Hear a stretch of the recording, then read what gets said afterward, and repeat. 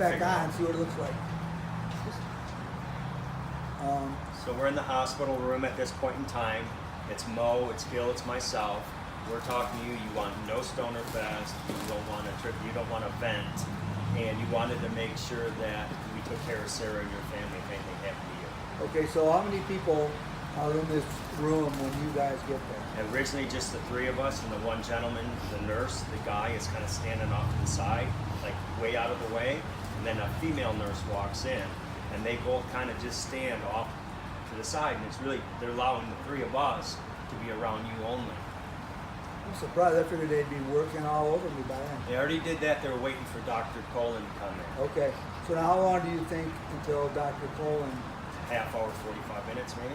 Okay, and then did he just kind of like take over the room and knew what was going on? Well, at that point in time, he came in, and we were trying to get you to call Sarah, and you didn't want to call Sarah at the time because you wanted to find out what the prognosis was. Right. Colin came in, we had a conversation with you and him, and he said, no, you got to call, you got to talk to your wife right now. So that's kind of the thing that he kind of took charge of at that point in time. Talk to your family. You know, I'm going to try to be a hero for you, but I'm not a Superman, he said. But we need to talk to your family. You need to talk to your wife. She needs to know what's going on. So that was really early on. I didn't know it was that early. Pre-surgery. Well, I know that, and I think I'd already told him that I didn't want a ventilator because he told you that. And he said, you need to get up here as soon as possible. I can't wait. She called you again. Said, I can't wait for you for the surgery. I have to start now. Now, you went in and out of the emergency where we were at twice. You were in there originally, then they took you again, and then they brought you back again. So you left that room once when we weren't there. Prior to us being there, obviously you weren't in there, and then they had you wait for Doc at that point in time. We all walked over, got a bite to eat, and came back. Okay. We went and got food and brought it back for everybody. So this is all I had my surgery about 12 or 12:30, midnight, 12:30, something like that.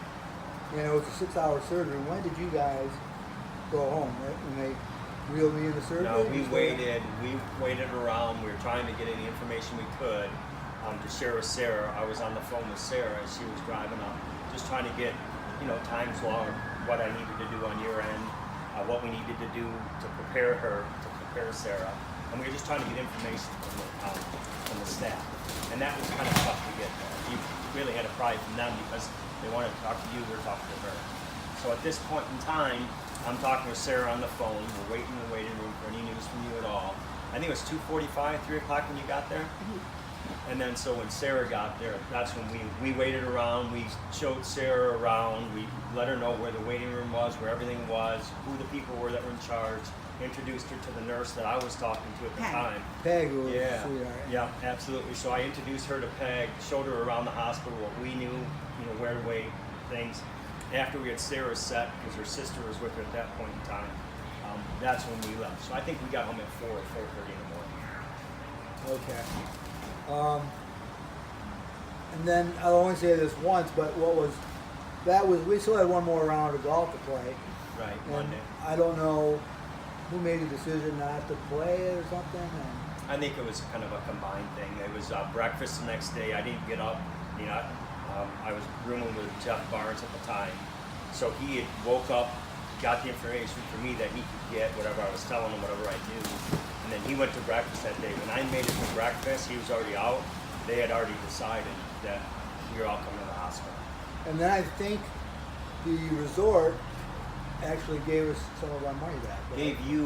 Gave us a bunch of money back. So I talked to the head of Boyne up there, I think it was. I don't remember the gentleman's name. I got an email still. And I had said, look, we didn't play our final round. And he refunded us all of that and then some, which all went to... And then you guys gave us that money, which was incredible. Well, the money we gave you was all the money from the bets. So the lodge, up over and above what we gave, they gave you money. And I don't, did it go to the fund at the time? The GoFundMe page? That's where I put it. Or did it come to you? It came to me, but I put it in that. So yeah, so the lodge stepped up huge and gave you all of our money back and then some, plus the money we had we all collected and we all put together for you. We put a fund together and we handed Sarah so you guys would have money to. She wasn't prepared for this. None of us were. So we gave her the money so you guys could make sure you could get food and eat and a place for Sarah to stay.